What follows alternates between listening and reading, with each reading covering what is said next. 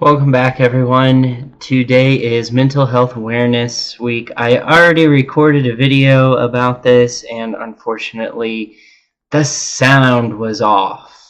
The mic was off for some reason. I thought I had a really good video, and unfortunately, it didn't record the audio. So, fuck. I don't think this video is going to be nearly as good as that one. Basically, I was talking about my personal struggles having bipolar type 2 disorder, and that an overwhelming amount of the general population does not take mood disorders or mental health very seriously, or they know very little about it. I talked about how my personal experiences with having bipolar type 2 and generalized panic and anxiety disorder have affected my work life, my social life. I have had depressive episodes where I have been catatonic. I have had depressive episodes where I could not move. I have had panic and anxiety attacks that have caused basically me to be unable to function. I talked a little bit about the medications there's antidepressants, antipsychotics, and mood stabilizers, and how most people with mood disorders don't really like taking them because they feel a type of disassociation with themselves. So, really hard to explain, but it's kind of the gist of it is you basically you feel distance from who you really are. Another thing I talked about was self-medication hypothesis, and that talked about how people like me are drawn more towards downers, and what types of people are drawn more towards uppers and things like that. But I went into some really fine details of dealing with depression and what hypomania is, which is something that is indicative of people with bipolar type 2. They have what's called hypomania instead of a complete manic episode. It's hypomania. And in that bipolar type 2 is basically it's like clinical depression, only your hypomania states make you appear normal. And that's basically bipolar type 2 in a nutshell. Although when you are in a hypomanic state or a episodic depressive episode, you can experience severe levels of emotional instability. And these are things that are vastly overlooked by majority of people in the population. They tell you to do things like go seek yoga, have happier thoughts, be more optimistic, and your mood will change. And they don't really treat it like a disease or a disorder.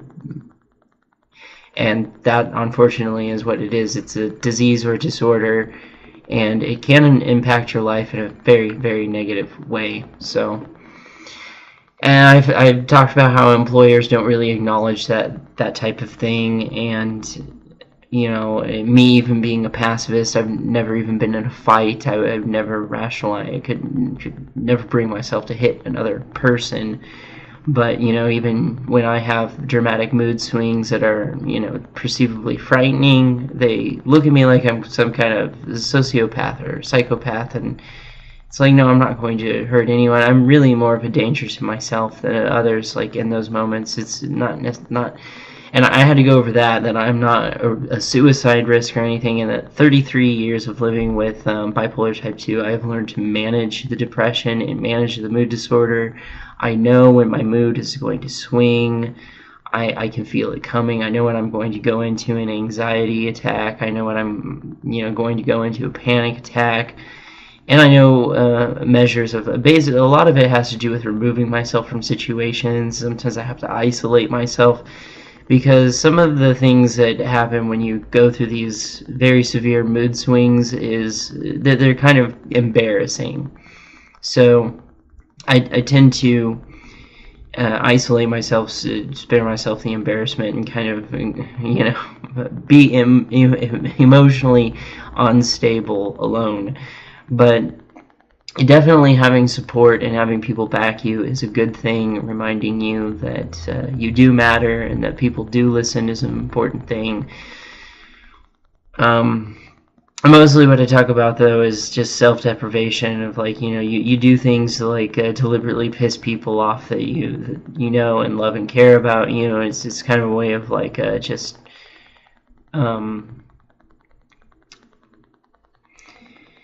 of like self-degradation kind of thing. So I went over things like that. I had really long stories in this. I was diagnosed back in 1992.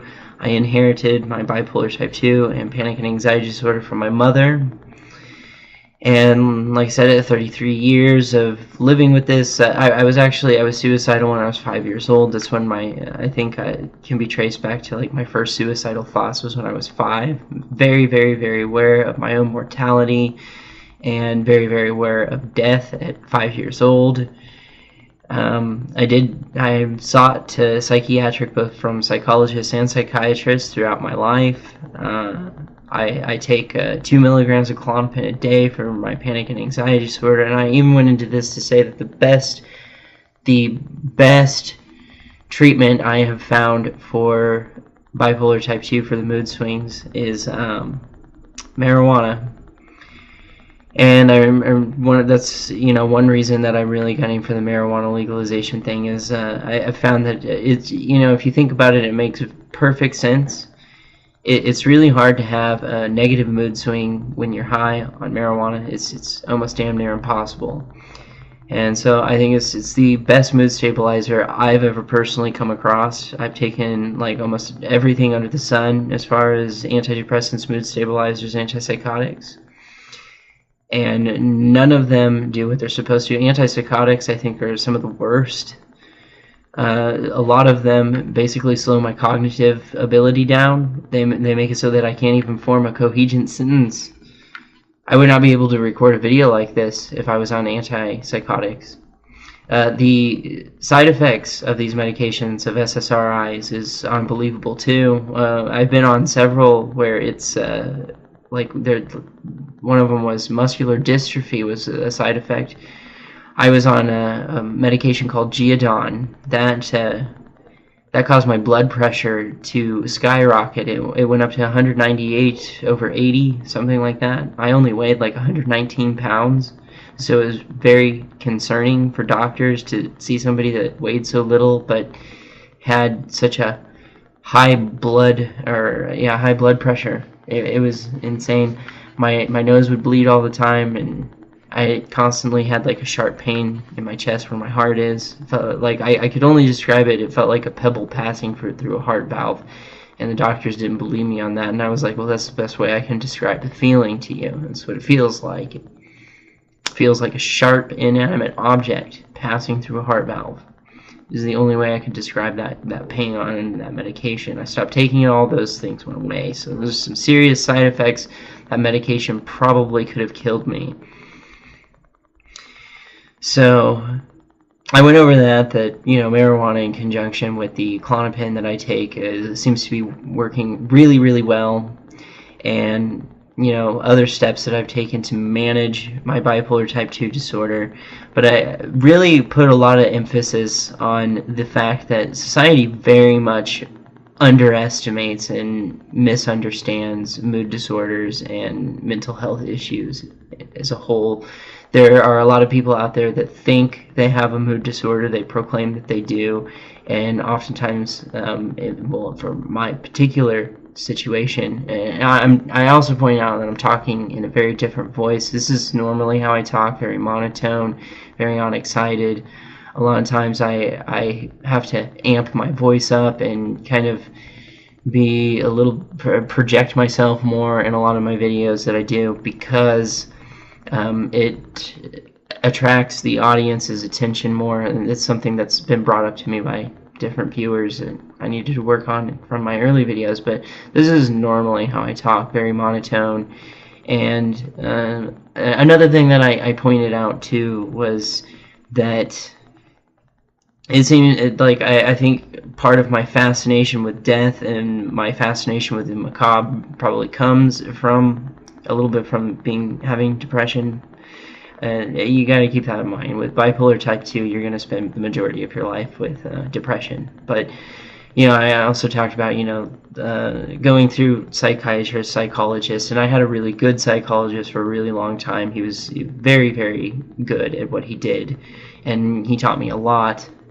So there was a lot to learn from him, but there are things that you can do to help manage, and I think really when it comes down to bipolar type 1, bipolar type 2, major depression, that's, if you actually have those disorders, that's really all you can do is manage them. You have it for life. It'll never go away. There's no cure for it.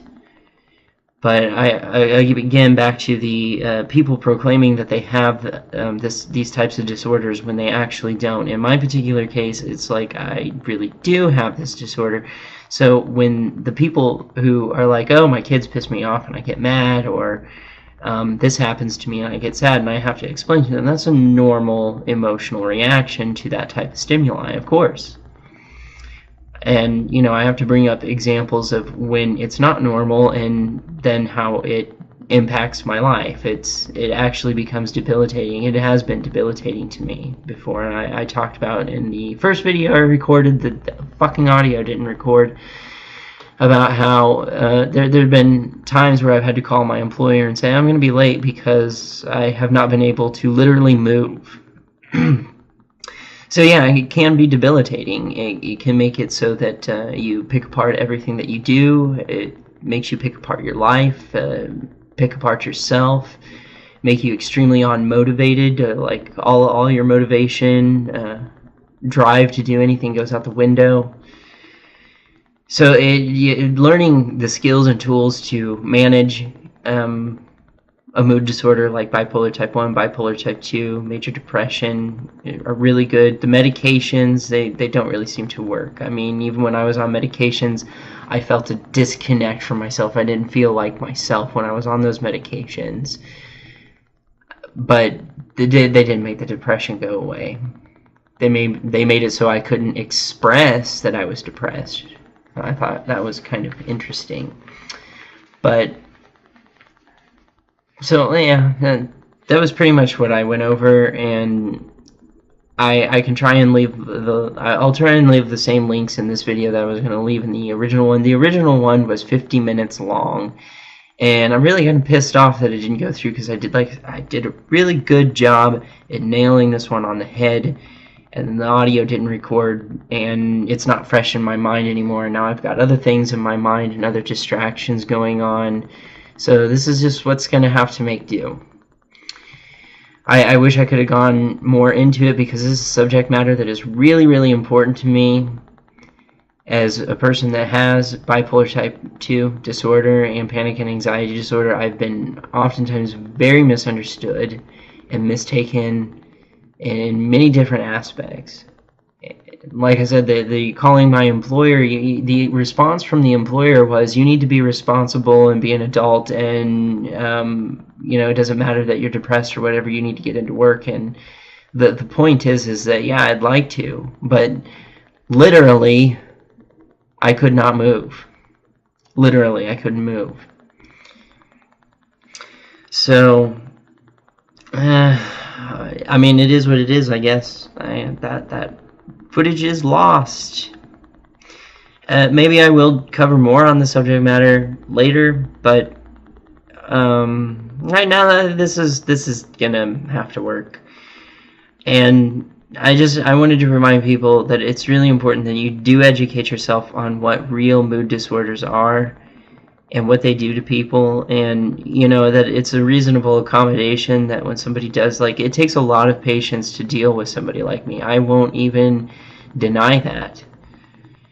You know, like when I get into a depressive mood swing or a hypomanic mood swing, I won't deny I'm probably extremely difficult to deal with. very unconsolable. I have very unstable emotions.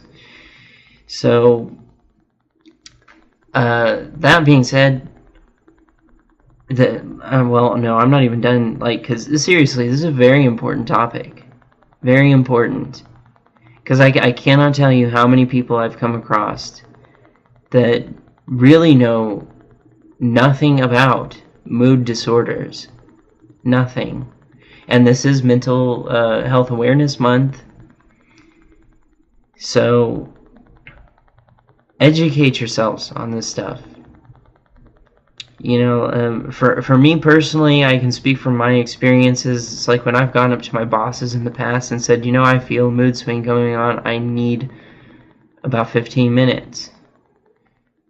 They really should give it to me, and it's not because a sense of entitlement. It's because there's a mood swing coming on, and I can't control it.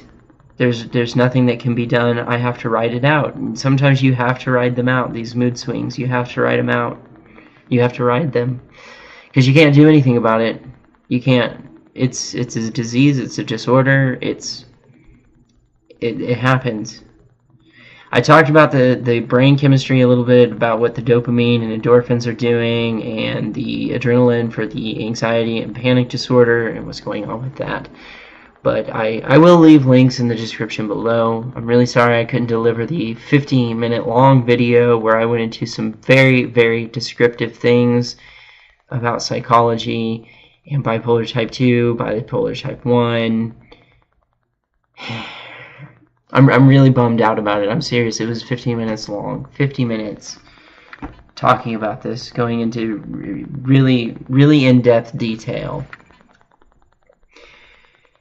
So I even talked about how I've had depressive episodes and panic attacks in my sleep, and how they manifest themselves in my dreams. So, you know, these are all things that are possible. And I also talked about some warning signs of suicide, which, again, I have to reiterate, I'm not suicidally prone. I had suicidal thoughts, but I've never actually taken a step to do anything about that, and I won't. Generally, people with panic and anxiety disorder are not a very high statistic of suicide. But I also found out, too, through reading some things, that actually my panic and anxiety disorder and bipolar type 2 could be very intertwined with each other.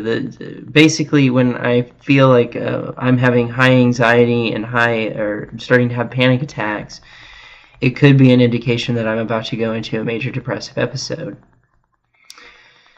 So I'll leave the links. You can read about bipolar type 2 disorder and the SMH study, and don't forget to like, share, subscribe, comment, hit the bell button. With that, I'm out.